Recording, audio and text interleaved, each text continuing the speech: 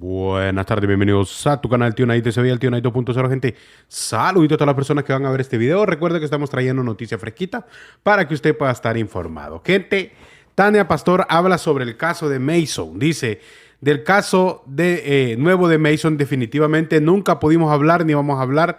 Es un caso que no acepto defender ni aunque me lo pierdan, ni aunque me lo pidieran. Es una decisión personal, dice Tania Pastor. ¿Por qué? Porque el muchacho con los actos que hizo está refundido. Buena esa, dígale, mire, cuando Tania Pastor quiso, ¿cómo se llama?, defender a Alejandro Mason, muchos la criticaron, pero ella lo estaba defendiendo por el caso con el diputado Eric García. Pero al darse que el diputado va a ser cuestionado y va a ser sancionado por eso y puede ir preso, ella decidió apartarse porque ella dice que no lo va a cubrir en el otro caso porque ese caso está yuca, camarada. Aunque usted no lo crea, como dijo Betty Arana, ese caso se puede tomar hasta como golpe de Estado. ¿Y eso qué significa? Traición al país, traición a la patria. O sea, dando información a un corrupto. Por eso es que imagínese que una abogada de prestigio no quiera defenderlo porque sabe que no hay ganancia ahí, camarada. Sabe de que no lo gana. Así que póngale ahí si apoya o no apoya a la señora Tania Pastor y déjenmela. Ya sabe que siempre le pido un like porque eso es lo que me ayuda a el canal. Escuchemos lo que dice Tania Pastor. Hasta las elecciones o después, pero sí hasta que sea necesario. Yo creo, y lo he dicho muchas veces, que más que en el aspecto técnico ya es una necesidad de empoderamiento para la ciudadanía, para que dejen de tener temor, para que terminemos de comprender todos que el territorio ya no les pertenece a las pandillas. Y con lo sucedido en Ecuador, yo creo que es más evidente por qué no se les puede dejar ni siquiera el más mínimo aliento de respiro a estas estructuras que aquí son terroristas, que allá son las mafias y el narcotráfico, que también son estas mismas estructuras, pero lo cierto es que no se les puede dar ningún respiro. Creo que estos grupos mafiosos, estos grupos de terroristas, estos grupos de crimen organizado que realmente están bien organizados, están ahora más alerta que nunca debido a la coyuntura que tenemos en El Salvador, en la seguridad de la que ahora gozamos, es gracias a las políticas de seguridad implementadas por el gobierno actual, específicamente dirigidas por el presidente Bukele, que a nivel internacional han sido retomadas por muchos aspirantes a asambleas, muchos aspirantes a alcaldes, muchos aspirantes incluso a presidentes de la República, que evidentemente las estructuras se sentirán amenazadas y en peligro prácticamente de extinción si se llega a replicar en sus países lo que sucede en El Salvador. No podemos imaginar, por ejemplo, un país como México en donde se implementara, pero se implementara una situación similar a la de El Salvador y se lograra erradicar el narcotráfico o por lo menos controlar, yo creo que los ciudadanos mexicanos estarían bastante contentos. Lo cierto es que tampoco se puede lograr tan sencillo como muchos aspirantes a funcionarios en otros países creen que se puede lograr, porque sí hace falta, es fundamental en realidad el tema de la gobernabilidad. Recordemos los primeros 2 años del gobierno del presidente Bukele, la Asamblea era quien prácticamente lo bloqueaba y específicamente en el tema de seguridad. Qué casualidad que es donde más ha tenido réditos este gobierno y era donde fue directamente bloqueado por la Asamblea anterior. Entonces el tema de gobernabilidad es fundamental, pero sí me parece que lo sucedido en Ecuador, esta agresividad con la que se ven especialmente en Ecuador, estas mafias, después que han asesinado 2 candidatos a alcalde, un candidato asambleísta, ahora un candidato a la presidencia, es precisamente al temor que tienen de ser controlados y erradicados en los países donde están incluso con vínculos a las mafias y a las estructuras terroristas de otros países y narcotraficantes, como este caso especial de Ecuador con México, donde están los lobos y los choneros que están con vínculos directos del narcotráfico en México y que pues todavía no sabemos cuál es la razón quién fue el ejecutor o el planificador del asesinato del candidato Villavicencio. Sin embargo, había expresado abiertamente una intención de solicitud de ayuda a la Unión Europea, a Estados Unidos, a gobiernos de Colombia, de México, a todo el que le pudiera ayudar a combatir el problema que enfrenta el Ecuador en cuanto al tema de las mafias, el narcotráfico y el crimen organizado. Especialmente era un abierto opositor del correísmo, había sido un perseguido político de Rafael Correa, había sido hasta condenado y se le atribuye por parte de este candidato y muchos otros políticos en el Ecuador que fue el mismo Correa quien permitió que todas las condiciones se generaran para que el control territorial lo tuvieran estos grupos cuando elimina aquella base que tenían los norteamericanos en la frontera, en donde tenían prácticamente un control adecuado en cuanto al tema del narcotráfico. A partir de ahí es donde se empieza no solamente a incrementar el consumo, sino que también el trasiego de la droga desde países como Colombia, bueno, el mismo Ecuador, la droga pasa a Europa, pasa a otros países, sube a Estados Unidos. Entonces, toda esa facilitación, esa estructura fue sentada en las bases desde el correísmo, por lo que es peligroso, es como en Guatemala, ¿verdad? Las estructuras estas mafiosas criminales, estos corruptos, se ven amenazados por candidatos que ofrezcan soluciones a los temas más profundos y agudizados como El Salvador por la seguridad, como en esos países es la seguridad, como lo sigue siendo la corrupción, a pesar que la preocupación en todos los países tenemos el denominador común que es el desempleo. Pero me parece que está muy vinculado en el asunto del temor de estas estructuras a que les pase lo que les ha pasado a las maras en El Salvador. ¿Qué medidas deben de tomar los gobiernos para evitar que esto desaliente a la población a participar en eventos electorales? Es bastante complicado porque hablamos, si queremos que El Salvador no se replique en estas estructuras, pues hay que sentar las bases, hay que trabajar en nuestras comunidades, ya se recobró el control territorial, pero eso no significa que el Estado esté ya presente en este territorio. Tiene que llegar a proporcionar oportunidades, una calidad de vida decente, digna para todas las personas con oportunidades que les permita desarrollar verdaderos valores desde el hogar y que tengan oportunidades de prepararse para optar a empleos dignos. Es decir, es toda unas políticas integrales que se deben implementar, pero que además eso no implica que no tenga que enfrentarse el problema ya. Es decir, necesitan medidas a corto plazo y medidas a largo plazo, y no son excluyentes unas de otras, por lo que aparejado a lo anterior, es más importante controlar el tema aún, porque si no se controla, como se hizo en El Salvador, pues no se puede llegar a las comunidades a trabajar en ellas. Entonces, las medidas de corto plazo, las medidas inmediatas son las que deben implementarse. Y allí creo que sí, El Salvador ha sentado un modelo que puede ser replicado en otros países, que no es ningún modelo sencillo, y se puede incluso aplicar el tema de la empresa privada, es decir, las mejores prácticas de la región, cómo yo mejoro un modelo de otro país, cómo lo tropicalizo y además lo mejoro. Ya podemos medir los resultados de El Salvador, cuáles han sido las deficiencias y cómo entonces implementamos en otros países. Los gobernantes tendrán que verlo, pero difícilmente lo van a lograr sin gobernabilidad. Yo no creería que en El Salvador se tuvieran los resultados que se tienen si no se hubiera logrado la gobernabilidad a través de la, digamos, de que el partido oficialista tenga la mayoría calificada, con o sin ayuda de otros partidos, pero para estar prorrogando el régimen. A mí sí me parece que es importante no darle ni siquiera el más mínimo respiro en este tema a estas estructuras para que puedan reorganizarse, porque ahora ya están más alerta que antes, y si se llegan a reorganizar, yo creo que los perjudicados somos los que ahora somos beneficiados, que es todos los salvadoreños, que ahora tenemos la posibilidad de generar condiciones de crecer como país. El día de ayer se registró un feminicidio de homicidio. Sigue siendo la reducción de la criminalidad de las pandillas lo que ha evidenciado estos casos. En realidad en el país hay una alta cifra de feminicidios.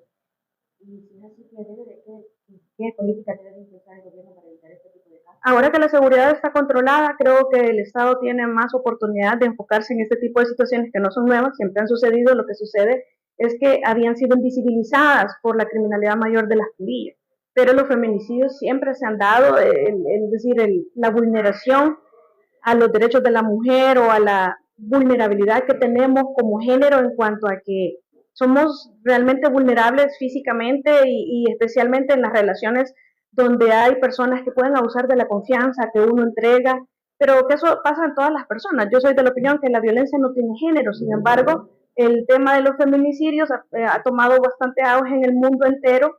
Soy de la opinión también que aquí muchas mujeres abusan de las leyes que nos protegen, pero más allá de todo eso, sí es un asunto que nos golpea fuertemente en El Salvador, nos ha golpeado siempre, nos sigue golpeando, es decir, mujeres que aparecen asesinadas por sus compañeros de vida, es como algo que vamos a seguir viendo lamentablemente si no se fomenta el respeto, es un tema estructural, es un tema de cultura, Es decir, nosotros tenemos que cambiar esa mentalidad en donde tenemos prácticamente un sesgo de género en casi todas nuestras opiniones, en casi todas nuestras conductas, en casi todos nuestros comportamientos, todos nuestros modelos tienen un sesgo de género que a veces no lo percibimos, aunque creamos que no lo tenemos, sí los tenemos, pero para erradicar eso hay un trabajo estructural que hay que hacer desde las bases. Somos iguales y así nos tienen que enseñar desde pequeños, no esa idea de la mujer se queda en casa, la mujer no trabaja, la mujer cuida a los niños, o la mujer se le paga menos, o porque se va a ir de embarazo. Es decir,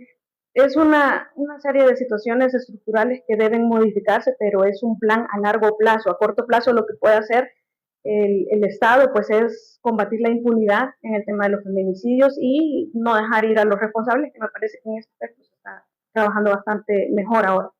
Muchas gracias, Carlos.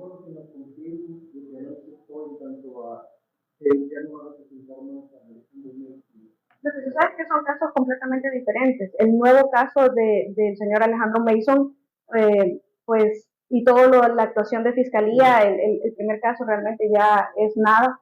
No hay ni siquiera, todo lo que ha hecho fiscalía ya es prácticamente bastante para él en su favor.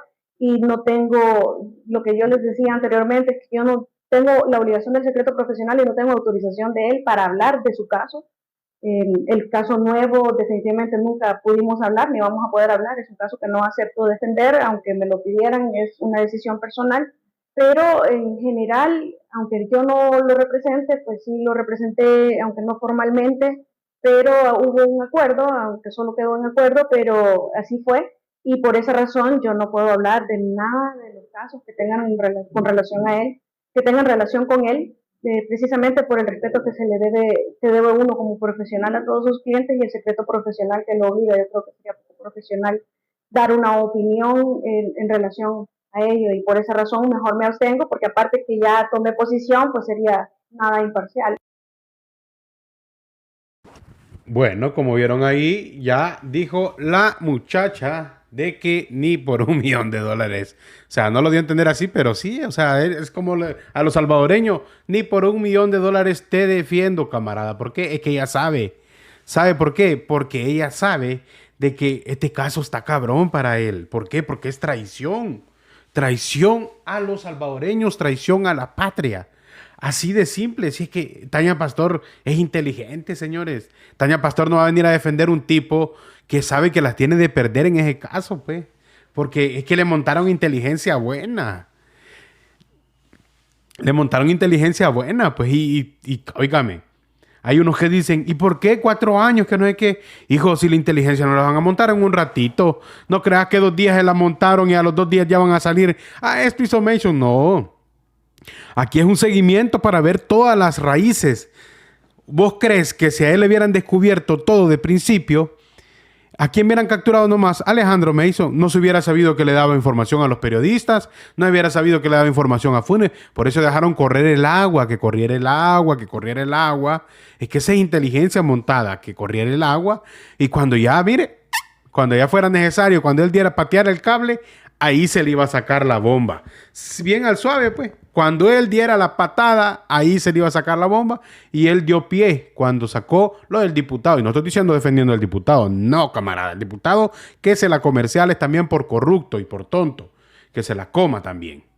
¿Me entiendes? ¿Y por qué le dejé todo el video de Tania Pastor? Porque estaba bueno todo lo que decía. Y siempre es bueno escuchar a Tania Pastor. Siempre bien razonable en su análisis. Y siempre da un buen análisis sin sesgo, sin estar viendo para otro lado. No. Ella sabe de que el régimen sirvió y lo quieren implementar en otros lados. Pues sirvió. Está bien. ¿Me entiendes? Mire. Dice aquí, también le pego un ahuevón a la, ¿cómo se llama? Al Carlos Araujo, al hermano de Walter Araujo. ¿Por qué? Porque Tania Pastor le dice que ahuevada recibió Carlos Araujo por parte de Tania Pastor. Arena, en vez de quitarle el fuero y expulsar a Norman Quijano, mejor gritaron, Arena somos todos. ¿Por qué? Porque Carlitos queriendo defender a Arena y pues nunca hicieron nada para desaforar a sus ratas, vea. Yo sí creo que toda la gente que traiciona los principios de su partido deben de ser separados y expulsados a la mayor brevedad posible. Pero también los dirigentes que traicionan los principios del mismo partido. Yo eso sí le reclamo al mismo Arena incluso. Vea que hay gente que ha hecho mucho daño traicionando los partidos y que no la depuran, al mismo partido, y que no resuelven, y que no la depuran. Ustedes leen los estatutos de Arena, el código de ética, ustedes se dan cuenta que los principios que informan el partido, uno creería que debería ser un yo inclusive partido, yo hasta un tuit puse con relación a esto de las expulsiones de Nuevas Ideas, ¿verdad? Que no es que yo celebre porque realmente irrespetaron el debido proceso, pero al final de cuentas el efecto de que ante una falta, vea, de alguien que yo considero que es negativo para mi partido y que está traicionando los principios de mi partido, lo que hago es hacer algo rápido y sacarlo. O sea, eso creo que le faltó a Arena en el pasado. Bueno, depurarse de esa forma y tener la suficiente valentía de sacar a estos personajes que tanto daño le hicieron al partido y por lo que está ahora así como está. Y eso en cuanto a situaciones éticas, ya no digamos cuando se les presumía que habían cometido algún tipo de delito, lo vimos en las plenarias, ¿verdad? Ahí Norman somos todos, decía el fuero es Norman. Entonces, bueno. Vaya, o sea, ahí le deja claro, nunca sacaron a sus corruptos, pero óigame, cabal, fíjate que yo vi un volado que decía sobre que Alejandro Mason no es tonto, pues. Ha de haber dejado su chanchullo ahí para sacar cosas del gobierno, supuestamente. Y dice, aquí dice Walter Araujo de que Alejandro Mason lo amenazó. Alejandro Mason me amenazó que iba a revelar documentos de Cristian Guevara. ¿Sabes qué es lo que acaba de revelar Héctor Silva? Ahí está para que vea. Y es cierto, Héctor Silva, Héctor Silva Jr., el hijo de Héctor Silva, el ladrón, el que le compraba cosas, los caballos a los narcos para Funes, es el papá de este corrupto. Y aquí quiere venir a sacar corrupción. ¿Por qué no saca la del Tata también? ¿Por qué no incluir la del Tata? Vamos a escuchar esto para que entiendan lo que dice Walter Araujo. Vea. Hay un caso en específico que me gustaría adelantarte. Es primera vez que lo menciono en público. Lo hemos estado trabajando de una forma muy ardua y responsable con un equipo multidisciplinario. Pero te puedo adelantar que hay una empresa ligada con nexos bastante claros al diputado Cristian Guevara, que ha estado recibiendo contratos de publicidad por cientos de miles de dólares de parte de la alcaldía de San Salvador. Te lo adelanto acá en este momento. ¿Estás consciente de lo que estás haciendo? Absolutamente. Absolutamente, y si lo hago es porque tengo los documentos para respaldarlo. Y esos documentos los estamos trabajando con un equipo multidisciplinario y los vamos a hacer públicos para que la ciudadanía, los periodistas y quien sea que tenga un interés en que el dinero de la gente se use para la gente pueda ver lo que están haciendo con los impuestos que pagan las y los capitalinos. ¿Eso específico? Hay un caso... Escucharon que ya empezaron a sacar como información, va. Recuerden que el papá de este maje, el papá corrupto de este maje, él estaba involucrado en las personas que se le pasaba información. Él estaba involucrado en las personas que se le daba información. El Tata de este. Así que este maje anda haciendo apología del delito. ¿Por qué? Porque anda sacando información de información secreta, ¿me entiende? O sea, aunque no sé, va, yo no sé, porque aquí le responde el diputado Cristian Guevara, papá. Y entonces eso puede ser falso también. Dice, los métodos de extorsión mediática que tu papá y que le enseñó Mauricio Funes ya no funcionan, Héctor Silva, le dice el diputado Cristian Guevara.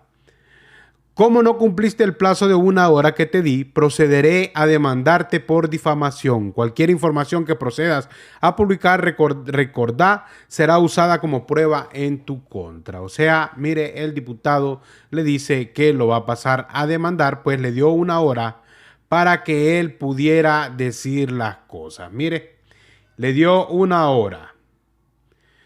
1 hora para que él sacara las pruebas o para que él desmintiera. Mire, Héctor Silva, el Tata, el ladrón. Muy orgulloso de vos, Héctor Silva. Si más líderes en El Salvador tuviese tu valor, interesa, no sería tan fácil para este régimen destrozar la democracia. Como mierda, viejo ladrón. Si usted es un gran ladrón, hombre. Gran corrupto, sí, ¿por qué cree que se tiró a huir? Si eres el que recibía sobresueldos y todo. Este es el Tata de este maje. Ese es el Tata de este maje. Del que decía de que, ay, sí, yo soy el que revelo cosas. Ay, sí. Pues te pasaba información Alejandro Mason, maje. Si no tuvieras información, la que te pasaba Alejandro Mason. Y por eso el diputado le dice, ajá, maje. Si es cierto, entonces sacala, y si no, pues atendete las consecuencias que te va a caer una demanda. Y esto es lo que dice Walter Araujo sobre ese caso. Vea. Empezó a llamar mercenario, y ese término lo utiliza casualmente Mauricio Funes, siempre para referirse a tu servidor. Entonces a mí me empezó a llamar la forma en la que reaccionó. Y nunca negó que el chat existiera. Y quiso atribuir como que yo lo había puesto. Él me escribió, aquí lo tengo yo en mi teléfono. Él me escribió.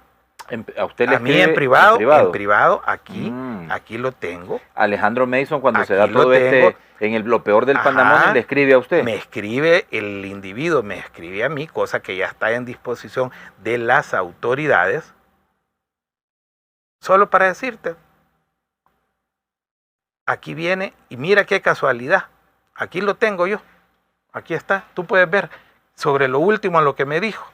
Ahora, si siguen jodiendo los troles a Sanabria, Porfirio, de Sanabria, Porfirio Chica, los de Cristian Guevara, puede ser que me anime a tirar el documento en internet. ¿Sabes qué es? ¿Sabes qué es?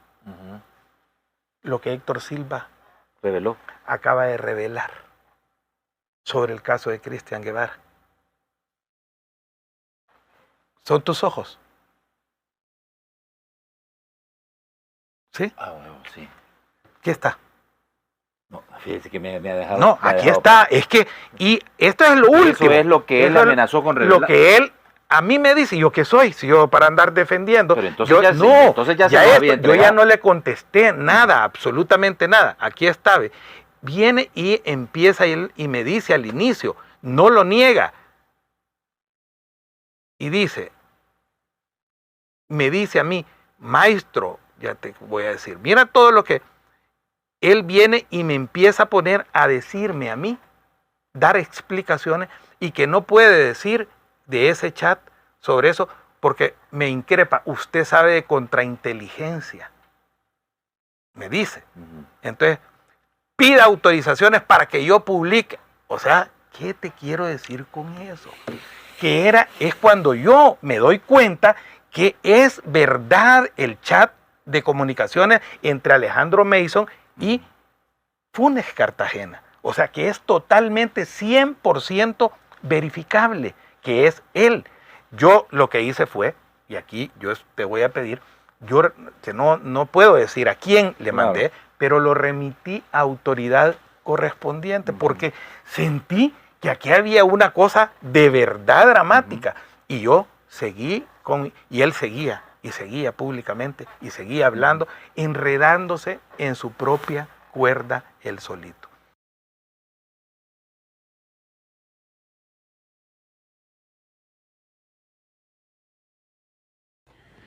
Bueno, como vieron, ahí lo dijo claro. O sea, claro lo dijo Walter Araujo, camarada. Ese maje estaba amenazando porque, ya lo había amenazado Alejandro Mason. Por eso es que este maje se prestó a eso. Este Héctor Silva, el hijo del corrupto Héctor Silva mayor.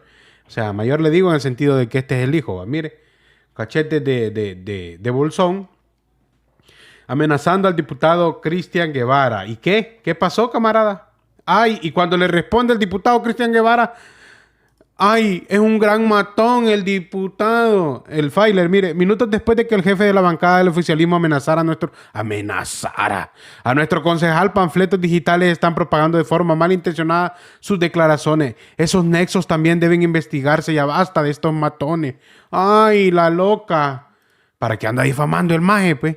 Que la soque, hoy que es la soque, que lo venga a defender el papá, que venga a meter las manos al Salvador el papá por él. Cae preso si las debe el maldito. Gente, no olvide que tenemos a los señores de jpgsoccerplanet.com, 832-498-7166, el número a marcar. Te llevan tu uniforme a tu casa de tu equipo favorito o uniforme personalizado. Llegamos al final del video, no sin antes agradecerte que dejes tu like, como dijo el gringo. See you later, my friend. Bye, bye, bye, bye.